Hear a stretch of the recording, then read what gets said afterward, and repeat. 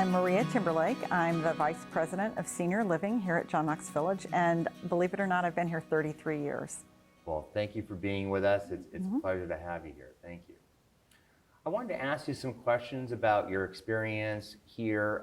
We've spent a lot of time at John Knox Village, and I have to tell you, in my personal experience, I don't think I've ever been in such a positive culture as I see here at John Knox Village. And I'm saying that from the viewpoint of, like I said, being in many places, but talking to some very, very young associates that work here, some management people, residents, and just general observation, having been in the hospitality business for 35 years. You can tell there is a culture here which is very open and very helping. And there seems to be a lot of good friendships and stuff. So maybe you can just kind of talk to us a little bit about maybe that culture journey that you've had here for 33 years and how you think you got to where you're at today. Because I love to tell that story. I'm glad, because I think it's the secret sauce. I think everybody needs to understand this. Well, Greg, as you know, every organization has a culture, right? And we decided that we needed to be more intentional about what we wanted our culture to be. We wanted that for our customers, our residents who live here, and everyone we serve. And we also wanted that for our associates, especially as the labor market gets more competitive and as the senior living industry is more competitive. How could we leverage the culture to help live out our mission, our vision, and our values? So we started with a process that was kind of a dual track, where we brought together frontline associates and supervisory level, leadership level associates. And then we as an executive team got together and we kind of met in the middle. We felt that it was inappropriate for the senior executives to drive the process when the frontline associates are the ones who have that constant touch base with our residents every day. And so there was a lot of dialogue and there was a lot of discussion and a lot of disciplined hands-off by the executive team to let it shape its course more organically. And we landed on pride, personal responsibility in delivering excellence, and started with some very intentional strategies to build that into our recruiting, our retention, our education, our celebrations. Interestingly, it spilled over into our residents. So our residents use that phrase with each other. They actively support our associates. We felt that investment in our associates would ultimately give our residents and other customers a better experience with John Knox Village. So we saw it as a multi-phased, multifaceted, and I don't want to call it an initiative because that sounds like it has a beginning and an end. It did have a beginning with that process. The end is nowhere in sight because we keep trying to build on that, enhance it, learn from it, and leverage that toward our goals. Right. I mean, if you stop and think about it, it's really the journey of life in many ways. This is a continuation. I mean, the needs of future staff are going to continue to change. So Exactly. It sounds like you're very open to how do we embrace those new associates, Right. And attract the high school people into this business and whatnot. Right. So you mentioned, I'm sorry, you said pride and Personal responsibility in delivering excellence. P-R-I-D-E. Oh, I see. Okay, now I'm with you. Yes. Wow, that's pretty awesome. How do we deliver pride answering the phone? How do we deliver pride cleaning a resident's apartment? How do we deliver pride when there's a conflict between two departments trying to reach a resolution? Right. So we use that phrase a lot, and not flippantly, not superficially. Sure. But we hold each other accountable for that. That's pretty awesome. So I would say that's a very mindful approach to management, just being aware that the actions as managers take has direct repercussions throughout the organization. Absolutely, absolutely. And I love how you said you kind of met in the middle, meaning you empowered really everybody to participate and be part of this. So it's Right. really the community's culture, not a top-down. Exactly, type and that push was down. very important to us. And not necessarily the way everything should be done, but definitely the way you want to build the culture and get the buy-in. Because otherwise, you could you could design a culture and have a culture that are two totally different things. That's we true. wanted to live out our culture. Right.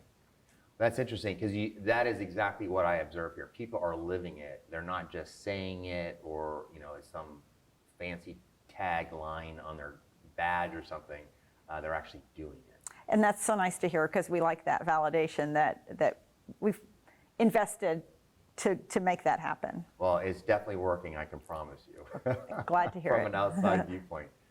So in terms of, do you remember or do any of anecdotes or stories around what the initial reactions were with the associates around this? Like, were they skeptical? Was it, immediate, like, oh, this is exciting, I'm looking forward to it? Or was it sort of like little doubting I Thomas think at it first? was a mixed bag because people who had been with the organization for a period of time had seen various initiatives, various taglines come and go. Right. They kind of die off or peter out, Right. and so they were like, a couple Exactly. years from now, it'll be something else. Right. But it hasn't been that way. Wow. And I think it was because of the very holistic approach we took to it, Yeah. and that we tried to find ways to build it into everything we were doing.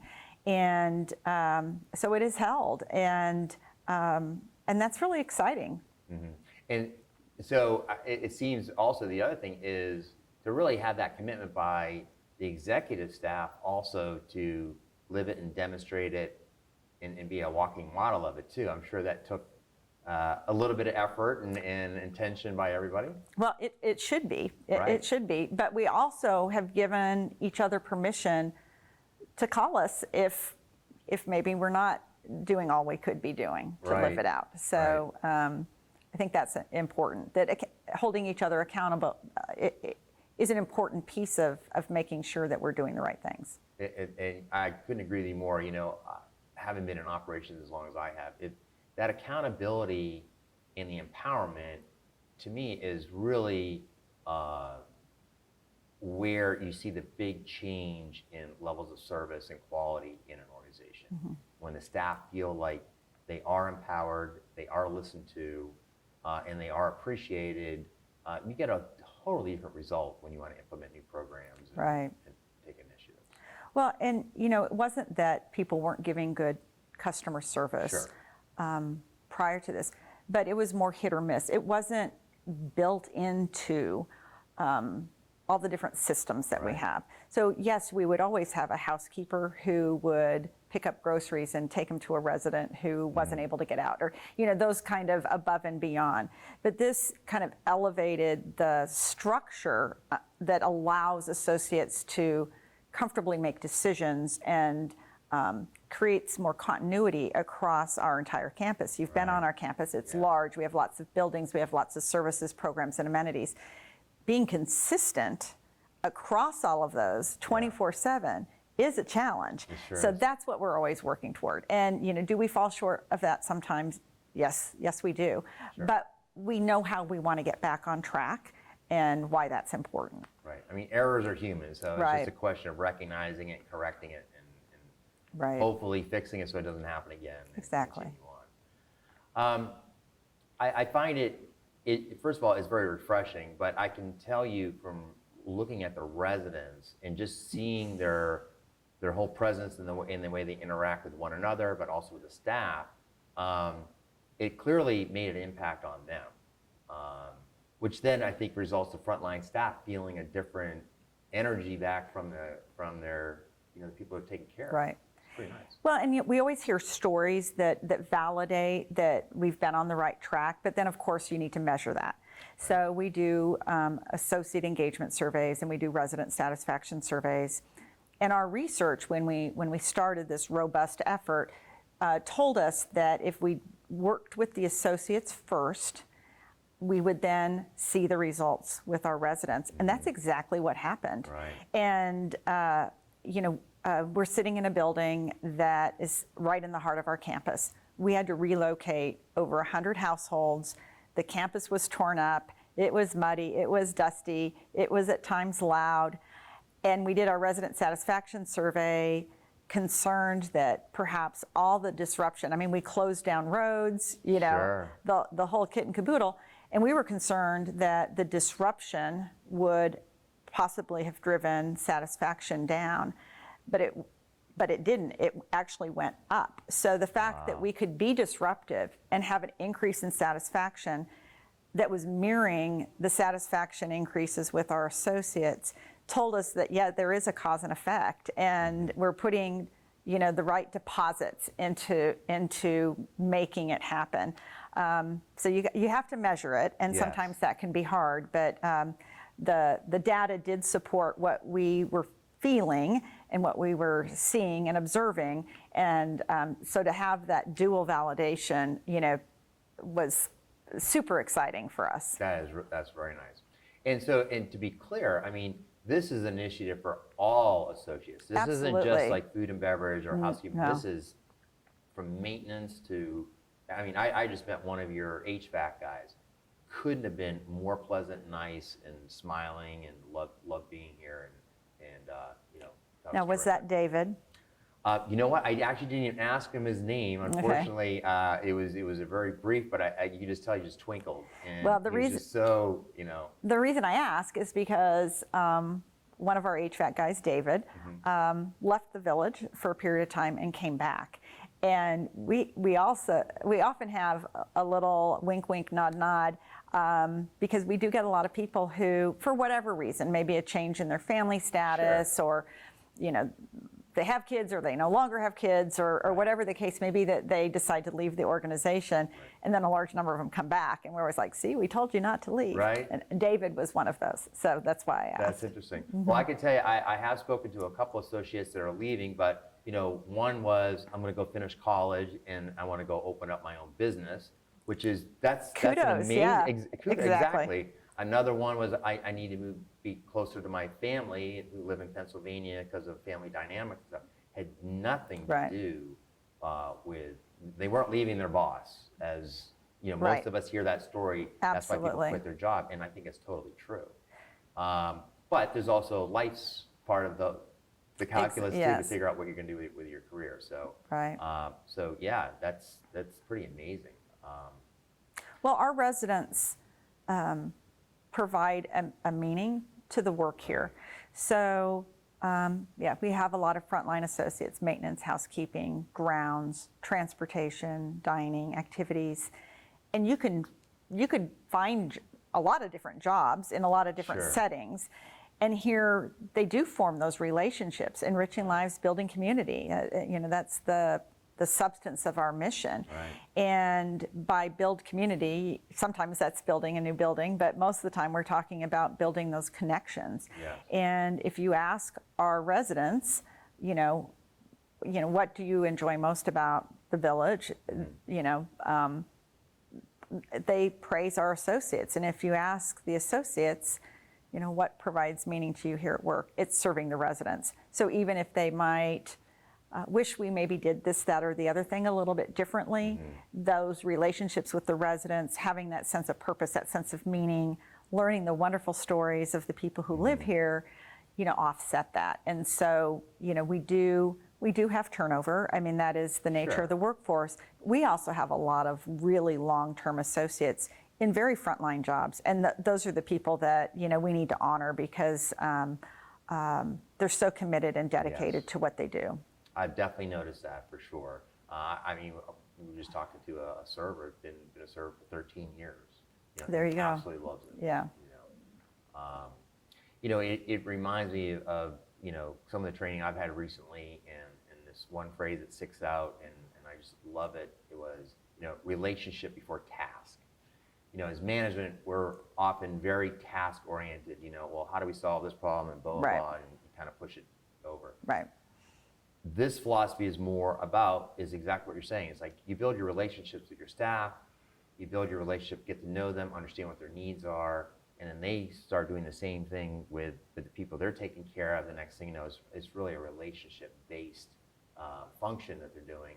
sure, they might be a server, but they could be the HVAC guy, or could be the Right. the van driver. It's all about that relationship. Well, one category we haven't mentioned is like our stylists, the people that work in our salons. So historically, people are often very attached to the people who do their hair, right? So that kind of relationship builds up all over the place here at John Knox Village.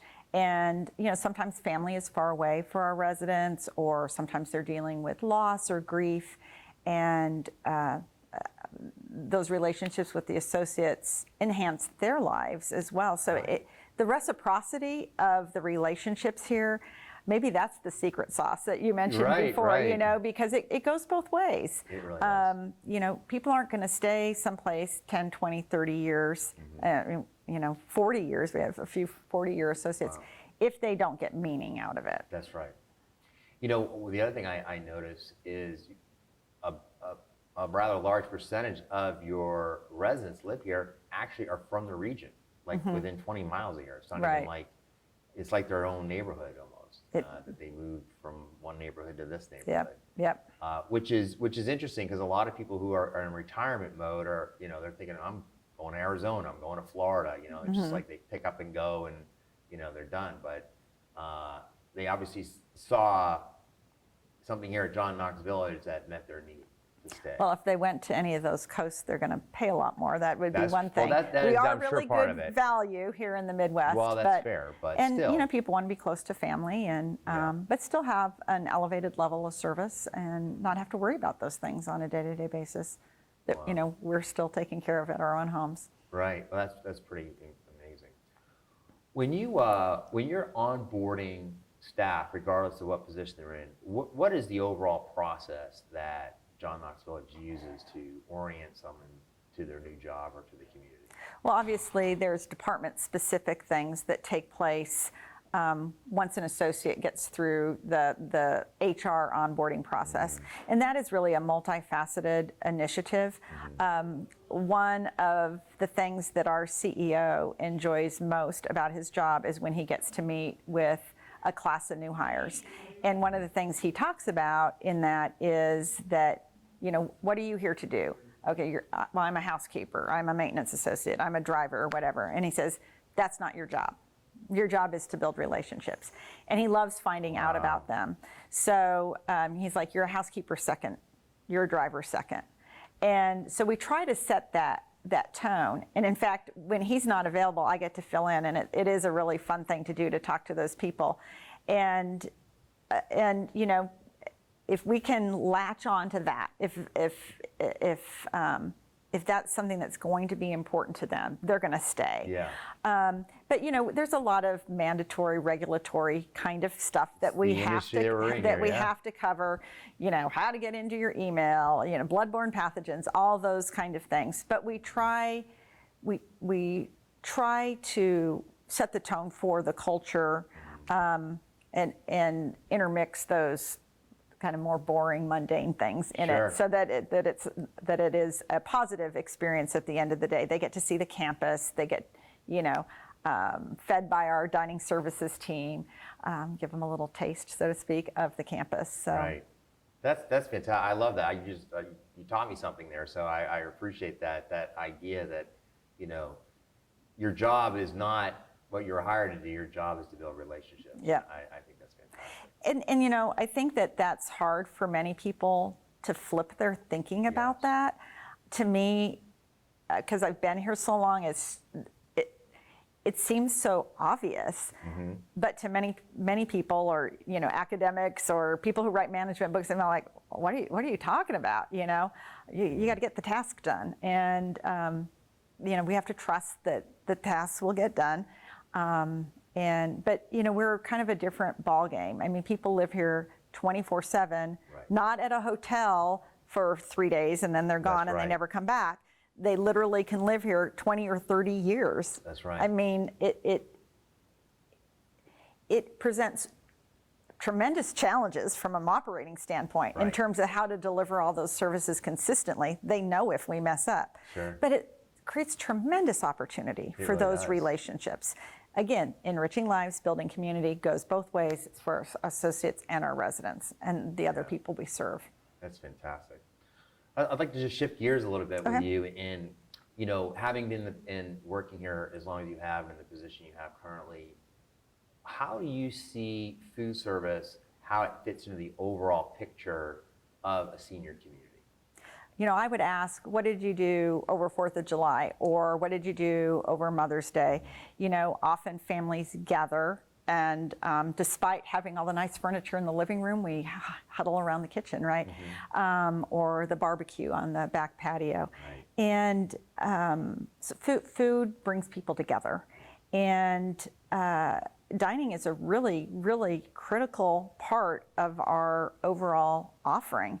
And we have a little bit different approach than a lot of retirement communities that have limited options. Some require you to reserve your dining time. You're either the early time slot or the later time slot. We've really taken a restaurant approach, and fortunately have leadership from the restaurant background, and try to create different venues with different menus, with different price points, to give people choices. We're all about choices. We're big enough that we can do that. Not all communities can do that because we are oversized, comparatively speaking. But to have the different venues, some people they get a monthly dining credit. They want to get the most meals they can out of it, and some like to splurge and have a nice meal with wine and dessert. So really gives people options, and our industry really is moving more to that hospitality model versus the institutional dining model. And then, that's speaking mostly about the independent living part of our campus, but if you think about it, moving to an assisted living environment or a skilled nursing or nursing home environment, by the time you're in the nursing home, you often have had a lot of losses. Well, food can continue to give you pleasure. So it's really important to do it well in those healthcare settings, not just in the more hospitality-oriented independent living, kind of country club setting. So, we really feel, and our dining program is under, singular leadership, so we can create that continuity across the campus in dining services. So if residents move from independent living to assisted living or assisted living to skilled nursing, that they're not going to see a big change in the food. And that we think that's really, really important to people's well-being, as well as their physical health, the nutritional dietitian kind of aspect of it, but just your overall well-being. Well, they're saying, it's not nutrition until you eat it, So if you're leaving all this food on the plate because it doesn't taste good or doesn't look good, then you're not doing anything. You haven't accomplished anything. Correct. Just sticking with skilled nursing just a little bit, I think one of the issues there, and in hospitals, is there's so much regulation around it that sometimes we just get caught up in the regs and not really look at what are we actually doing, and all we're simply doing is providing food and service to an individual. Yes, we have to do it safely. Yes, we have to do it respectfully. Yes, if there's a doctor's orders on a diet, you want to be able to provide that if that's what the resident wants. But, my perception of the regulations these days is it's becoming much more resident driven. As it should be. As it should be. That's right. But just 5 years ago, the way the regs read, it didn't really express that as much. But now it's very clear that the resident should have choice. Well, if you think about it, we all have our comfort foods, right? Some people go for the chocolate or the cheesecake, or I personally go for the chips and guac. And so, wherever I live, as I journey through the retirement community later in life, I darn well plan to have my chips and guac. So, so I think that patient orientation is really important. The last thing I just want to ask you about, so obviously, the Pineapple Academy is here on campus. The director here, Todd Hollander, was one of our early adopters, and really helped us tailor a lot of the content, which was very helpful.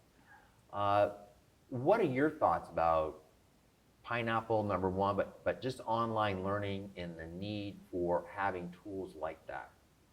Well, I think that ongoing training is really important regardless of your profession or your industry, and continuing to learn and grow or be reminded. Yeah. And certainly online learning has helped us more efficiently deliver some of that mandatory type requirement training that we have to do year after year, whether that's HIPAA or bloodborne pathogens or sexual harassment, or now we're getting into a whole phase related to phishing, computer security and those kind of things. And when you have 1,000 associates, some of who are part-time or PRN and may not work regularly, for them to be able to log in and do that at their convenience it really helps get people to get it done. Right. Because a lot of that, the regulators are going to come in and say, did everybody attend that training? Right. And so, if you just have to get a bunch of people together in a classroom, sometimes that can be difficult for some people to be able to do. So, e-learning, I think, has a really important role in our programs, but that shouldn't be always at the expense of doing something in person, something experiential, right. Something where there's teamwork, because if I'm just sitting at my computer doing my training, I'm not having interaction with other people to talk about that subject. And so we really do need to mix that up. And it may be very different from the marketing department to the accounting department to CNAs to dining services. And what we need to do is tailor it to the needs of that particular department. And I think that anytime that we can not just challenge our associates to do better, train them, but to learn new systems to support them in being successful. And how do we as an organization train ourselves, right, to build the systems that help promote the associates being successful.